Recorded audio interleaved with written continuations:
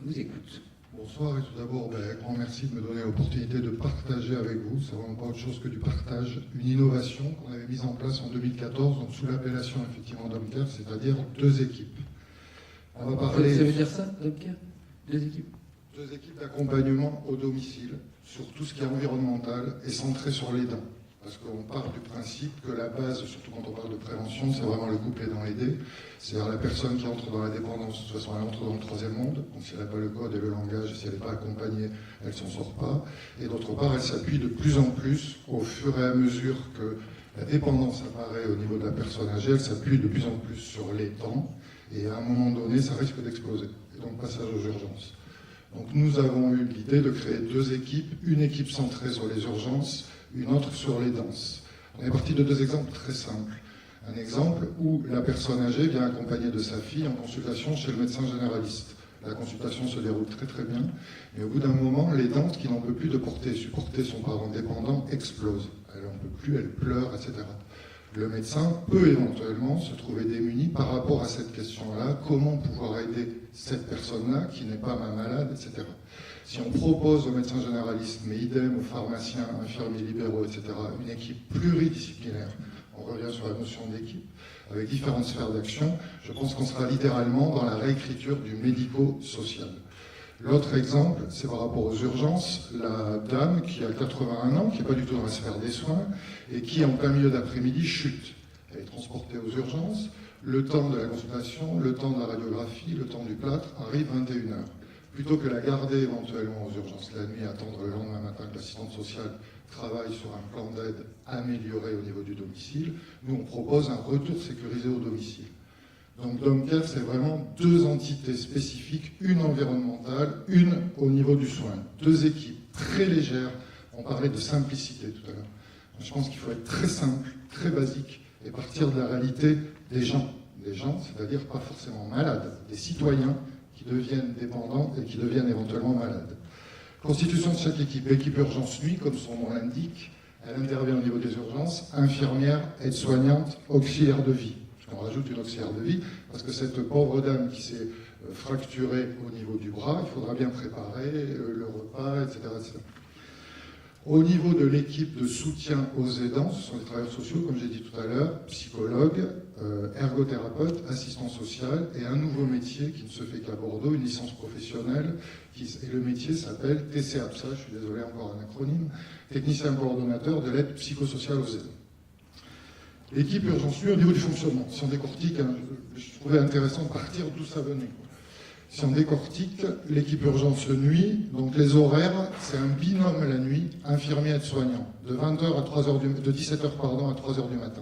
Les urgences peuvent appeler ce binôme-là. Celui-ci se rend sur le site des urgences. Nous couvrons aujourd'hui tous les sites d'urgence de Bordeaux Métropole.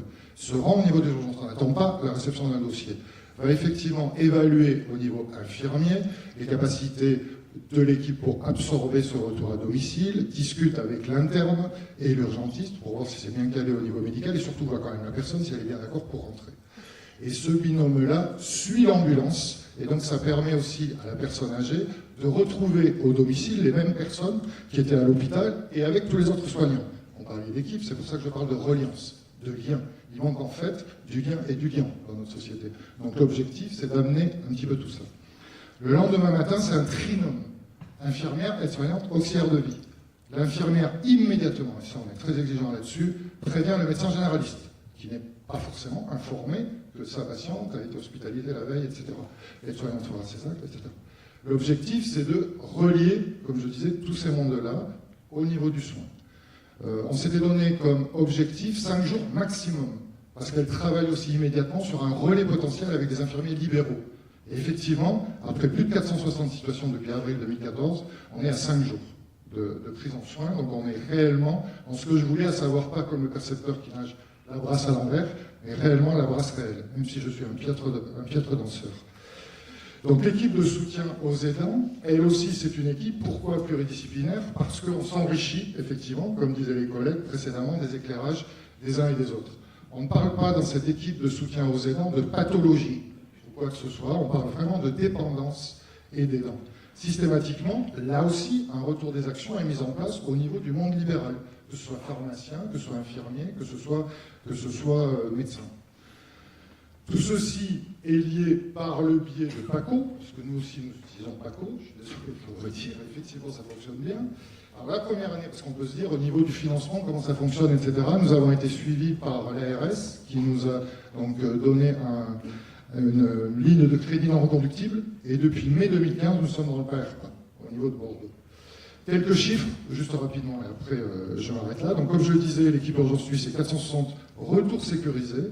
L'équipe de soutien aux aidants, plus de 560 accompagnements, alors qu'on pourrait se dire c'est encore une strate supplémentaire, surtout dans la métropole de Bordeaux. Ben non, tout le monde arrive à trouver sa place quand, il me semble, on essaye de travailler tous dans le même objectif, qui est quand même d'aider l'autre avec un grand A, ou dans ces cas-là, comme je le disais précédemment, le couple aidant-aidé.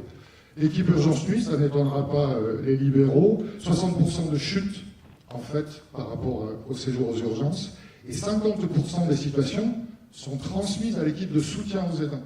Parce que les professionnels qui sont intervenus la nuit ont vu effectivement un aidant épuisé ou complètement à côté ou se posant énormément de questions.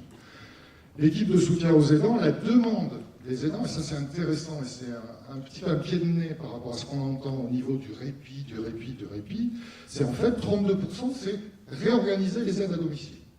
Donc, sur une cohorte quand même qui est importante et qui est significative. Et surtout un besoin d'écoute. Et en fait, à 38%, ce sont des démarches de l'aide au niveau des démarches administrative et d'accompagnement. Pour là aussi avoir différentes aides potentielles financières, comme on l'avait vu avec M. Klein par rapport à l'APA ou autre.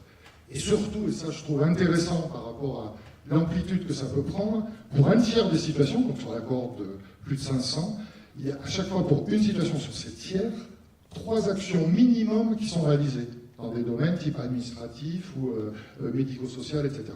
Et juste pour terminer, un petit peu légèrement, avant d'abord dire qu'on a créé une grille de fragilité, et ça on pourra en discuter éventuellement, très simple, centré sur les dents, 9 items, oui, non, très basique, où effectivement les personnes, que ce soit le pharmacien, le médecin ou l'auxiliaire de vie, qui accompagnent le couple aidant au domicile, peuvent certainement détecter des situations de fragilité au niveau de l'aidant, je ne parle pas au niveau de la personne âgée, parce que là il y a pléthore de grilles, donc un outil très simple permettant de relier pour une équipe spécifique.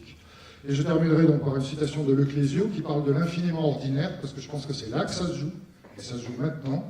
L'infiniment ordinaire, c'est pas un usage grandiose, non, c'est rien du tout en vérité, juste un petit morceau d'une rue sans nom, dans la banlieue d'une ville. Merci. Bravo.